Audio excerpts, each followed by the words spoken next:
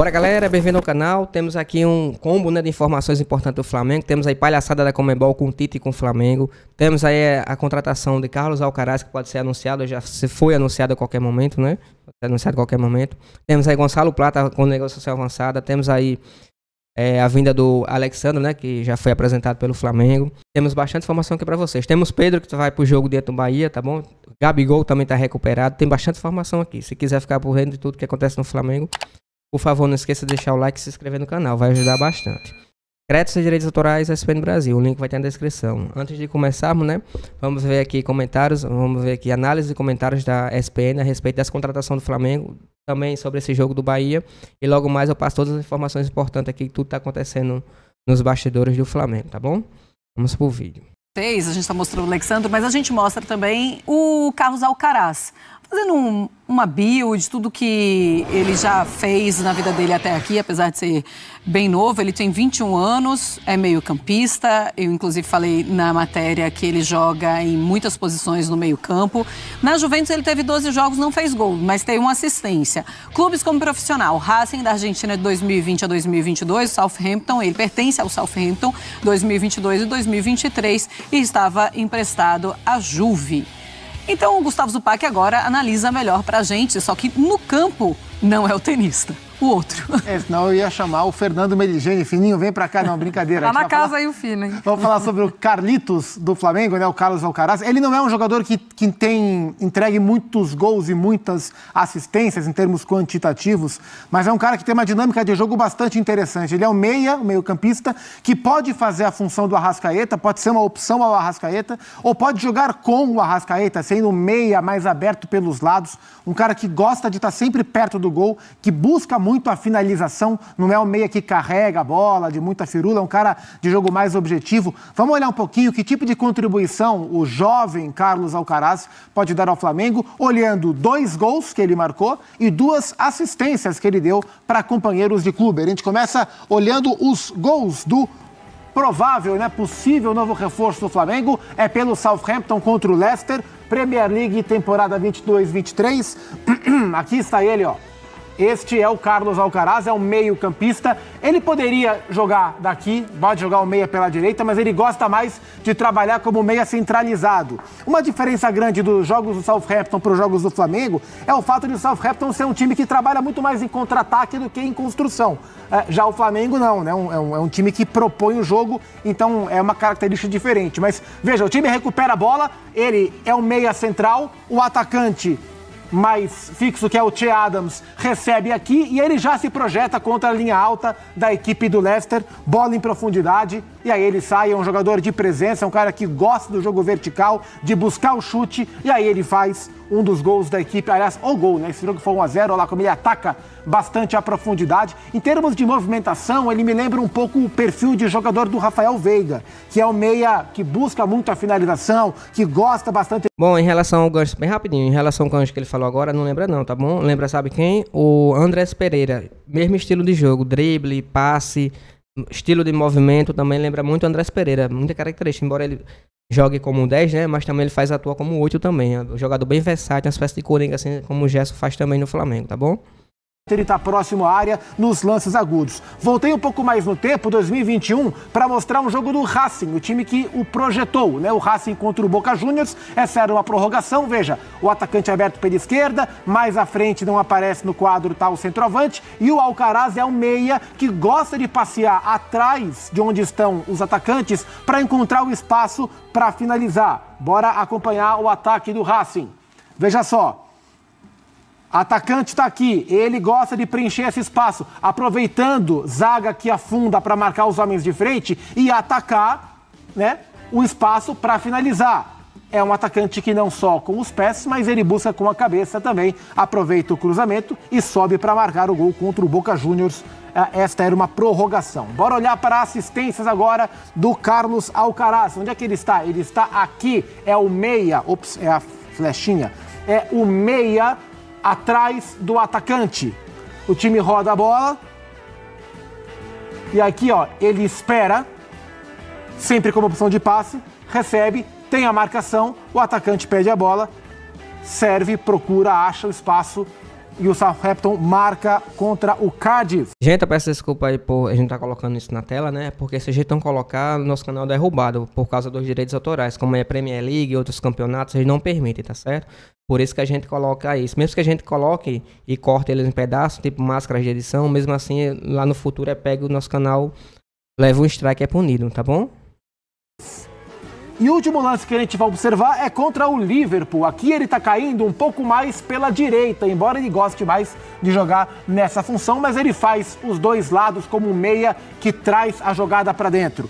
O jogo foi 4-4 com o Liverpool. Aqui estava 2-0 para o Liverpool, então time do Klopp. E o primeiro gol do Southampton parte de uma jogada do Alcaraz. Caindo pela esquerda, contra a marcação 1, 2, 3, 4 jogadores.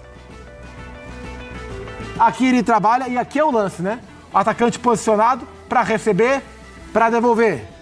Toca, recebe, traz para dentro e aí vem a finalização. Então, assim, é um jogador ainda muito jovem. Dá para dizer que é uma aposta que o Flamengo faz pensando num valor de 18 milhões de euros, que é o que se conversa, mas em termos de potencial, ele pode agregar ao elenco do Flamengo. Para mim, ele vem como uma opção bastante interessante para o Arrascaeta, ou talvez para ocupar o espaço que o Claudinho não pode ocupar dentro do elenco do Flamengo. Tem margem para desenvolver, tecnicamente ele é um bom jogador. Por falar em Flamengo e Botafogo, o Flamengo joga com o Bahia amanhã, que eliminou o Botafogo. Ele vem como uma opção. É isso, galera, espero que tenham gostado. Eu separei um pequeno trecho aqui importante, né? Em relação à preparação para o jogo dentro do Bahia, lembrando que o treinador Tite já, desde ontem que está treinando a equipe, né? Ele recebeu alta no sábado. Teve 48 horas para poder ficar em repouso depois daquela arritmia que ele teve em relação ao Conmebol. Em relação ao Conmebol, falando sobre Conmebol, né? Mais uma palhaçada aí da Conmebol. Além do Flamengo ter sofrido todo esse desgaste com o jogo, que na minha opinião é totalmente desumano, totalmente fora da realidade, era para ser proibido, era para ser punido esse tipo de partida.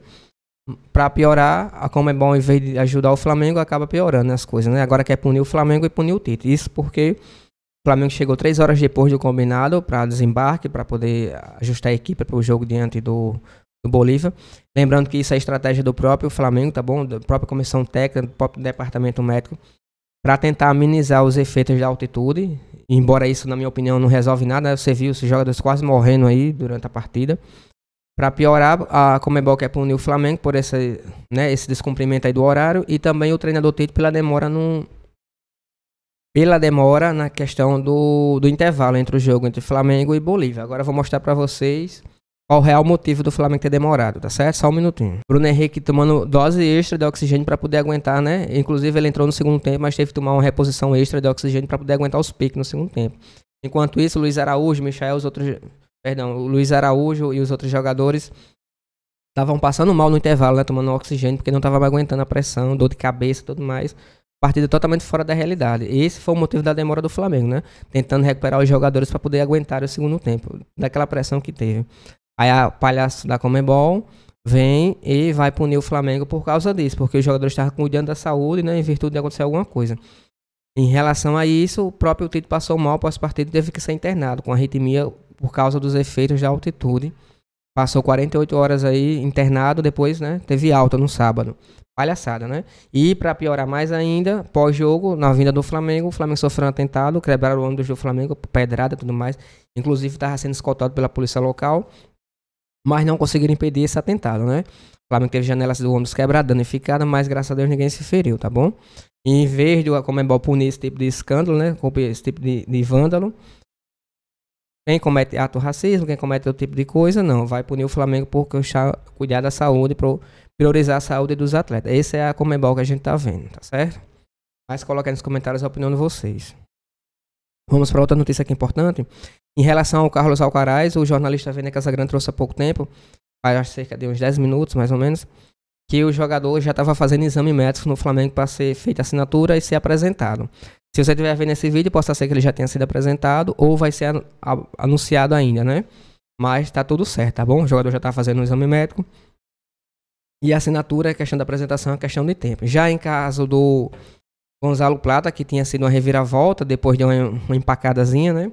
Agora tivemos a nova notícia que já está tudo encaminhado e já está tudo certo. Só falta a assinatura do jogador. O Flamengo corre contra o tempo para dar tempo de escrever esses novos reforços, né?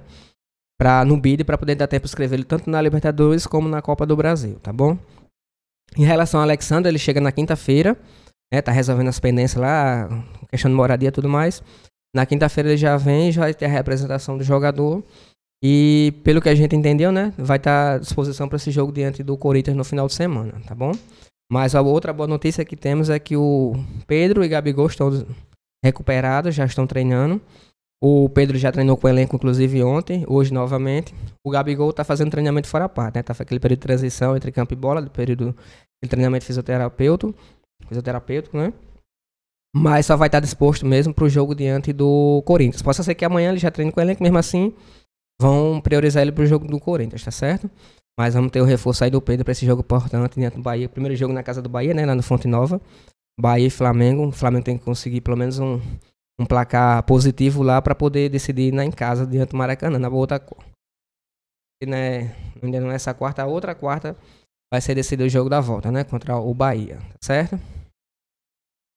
E também tem a questão do quarto reforço, né, que até o Flazoeiro trouxe em primeira mão, e Marco Braz tinha revelado para ele que tinha um quarto reforço que estava na agulha, ninguém sabia quem era, e estava para ser anunciado. Até o Paparazzo hoje trouxe falando que pelo entender dele, poderia ser o René Jesus, né? Que o Flamengo tentou no comecinho do ano e não tinha dado certo.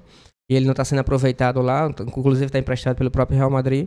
E possa ser ele o quarto reforço. A gente não tem certeza disso, mas possa ser que seja o Ranier que o Marco Braz e o Bruno Espino estejam planejando. Em relação até Marco Braz, teve uma confusão. Inclusive o Flamengo soltou uma nota hoje contra a Globo, falando que a Globo tinha emitido uma nota, falando que os jogadores tinham ido para a Europa atrás de reforço e tudo mais. O Flamengo desmentiu, disse que era só para resolver a questão do Alexandre. E ficou essa confusão aí, né? Chamou de mentiroso e tudo mais. Ficou essa quebra de braço nos bastidores entre o Flamengo e a TV Globo, certo? Espero que tenham gostado do vídeo. Se puder deixar aquele like e se inscrever no canal, vai ajudar bastante. Créditos e direitos autorais, SPN Brasil. O link vai estar na descrição.